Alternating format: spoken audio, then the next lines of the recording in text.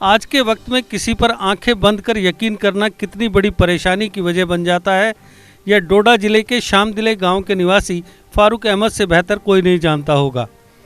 फारूक अहमद के परिवार ने जो ज़मीन खेती करने के लिए जिस व्यक्ति को दी थी, वह आज रेवेन्यू रिकॉर्ड में कथित रूप से हेराफेरी करवाकर उस ज़मीन का मालिक बन बैठा है, जिसकी वजह से फारूक अहमद और उसका परिवार अपनी ज़मीन वापस लेने के लिए सरकारी दफ्तरों के चक्कर काटने को मजबूर हैं, लेकिन उनकी गुहार पर कोई गौर करना तक गवारा नहीं कर रहा। डोडा जिले की खारा तहसील के शामदिले गांव के रहने वाले मोहम्मद नाइकू के नाम पर गांव में करीब 10 कनाल ज़मीन थी, जो मोहम्मद नाइकू के नाम पर 1971 से 2005 तक रेवेन्यू रिकॉर्ड में रही। 2005 में मोहम्मद नाइकू की मौत होने पर उसके 2 बेटे फारूक अहमद और गुलाम हसन उस ज़मीन के मालिक बन गए। उन्होंने ये ज़मीन अब्दुल कयूम वल्द लसा जरगर को खेती के लिए दी हुई थी। अब्दुल कयूम 2018 में रेवेन्यू रिकॉर्ड में तथाकथित रूप से हेराफेरी कर अपने नाम से इंतकाल चढ़वा कर ज़मीन का मालिक बन बैठा। 2018 से ही फारूक अहमद और उसका परिवार ज़मीन का मालिकाना हक पाने के लिए दर दर भटक रहे हैं, लेकिन उनकी कहीं सुनवाई नहीं हो रही। इस पूरे मामले में गौर करने वाली बात यह है कि 2005 में मोहम्मद नाइकू की मौत होने के बाद 2018 में कैसे अब्दुल कयूम के नाम पर इंतकाल दर्ज कर लिया गया। इस बारे में फारूक अहमद ने जेके अपडेट से बात करते हुए बताया।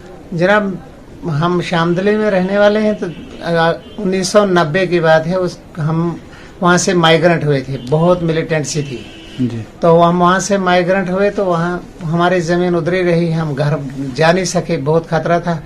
तो फिर वहाँ के अब्दुल कयूम, वो वहाँ का रहने वाला ही नहीं, वैसे उधर बैठा है, उन्होंने उस ज़मीन पर कब्जा किया। 3 कनाल 10 मरला जी। करने के बाद हम बाहरी रहे, बाहरी वहाँ जाने की कोई सूरत नहीं रही। तो फिर हम वापस 2018 में गए, तो देखा वहाँ उन्होंने उस 3 कनाल 10 मरले पर कब्जा किया। मैंने कहा उसको छोड़ दो दी, अब हम अपनी ज़मीन लगाएंगे। तो इतने में क्या किया, उन्होंने पर्चा दे दिया।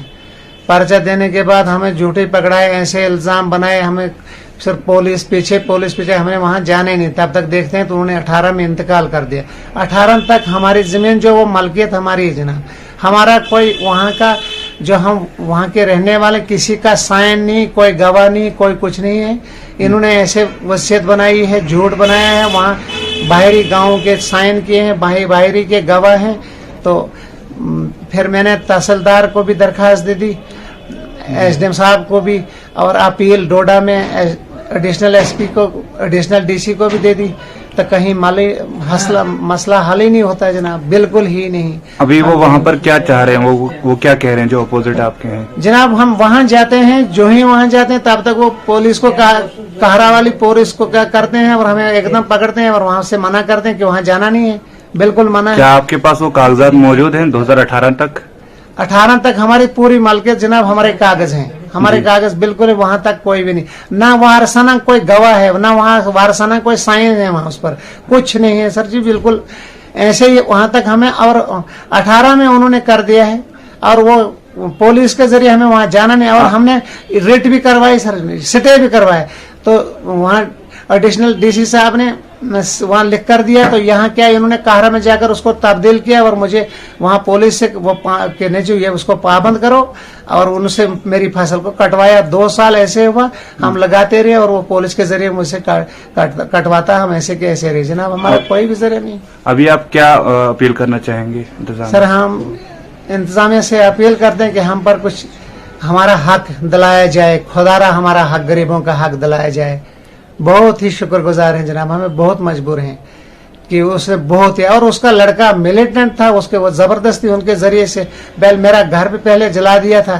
कोई कुछ नहीं रहा था सर, हम माइग्रेंट थे, बच्चे रास्ते में थे, मजदूरी कर कर हमने वक्त गुजारा। वक्त गुजारने के बाद हम वापस चले गए थे घर में, तो घर में उसने कब्जा कर लिया।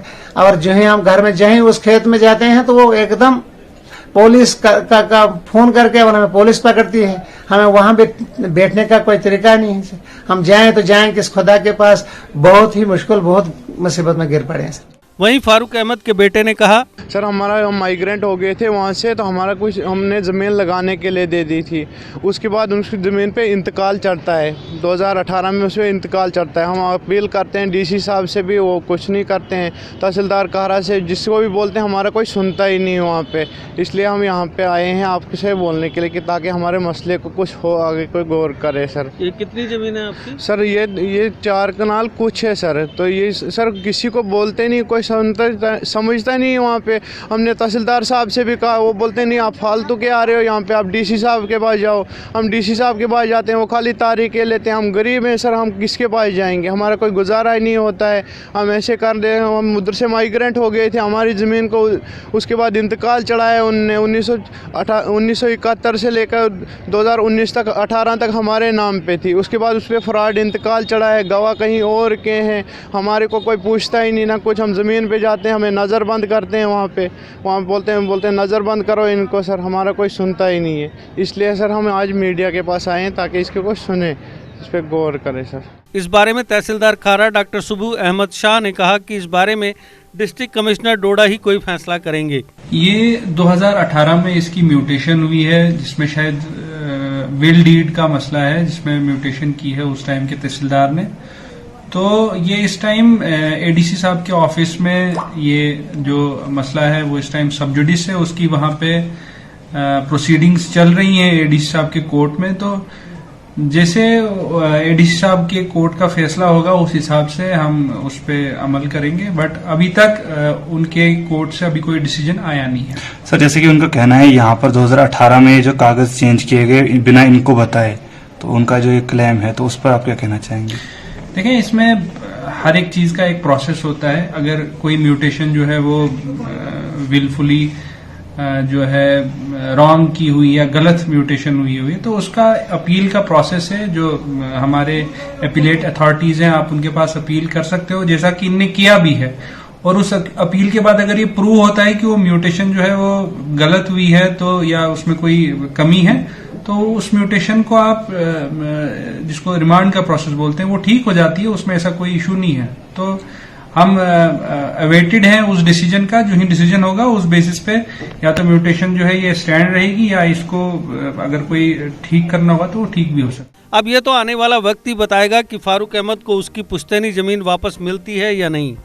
देश के निर्माण और उन्नति में सहयोग, आपके हर कदम में आपका हमसफर। कश्मीर टर्बो TMT सरिया, चाहे भूकंप आए या तूफान, सुरक्षित रहें आप और आपका मकान। अपनाइए आपका अपना कश्मीर टर्बो TMT सरिया, trust and reliability. GK update रहे हमारे साथ। अगर आप ये वीडियो YouTube पर देख रहे हैं तो हमारे YouTube चैनल को सब्सक्राइब करें और बेल आइकन को क्लिक करें। अगर आप ये वीडियो Facebook पर देख रहे हैं तो हमारा Facebook पेज लाइक जरूर करें। For advertisement, please contact 705-109-1811.